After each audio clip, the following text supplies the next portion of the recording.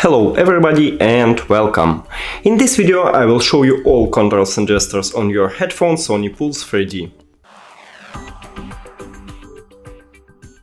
So the first one, we have a chat button and game button.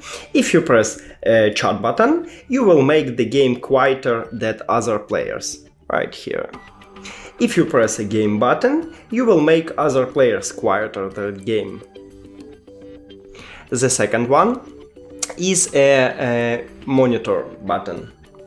So if you slide up, you will hear how you sound to other players, and if you press to off, you turn off it. The third one is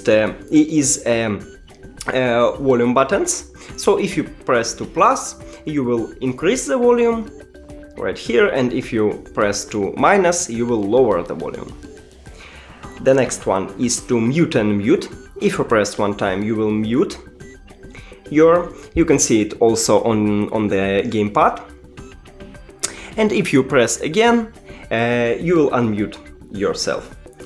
And the last one is the power button. If you slide up, you will turn off your headphones, and if you slide down, you will turn on your headphones. That's it. Thank you for watching this video. If you found it helpful, please consider subscribing to the channel and leave the like on the video. It's really important to us. See you later!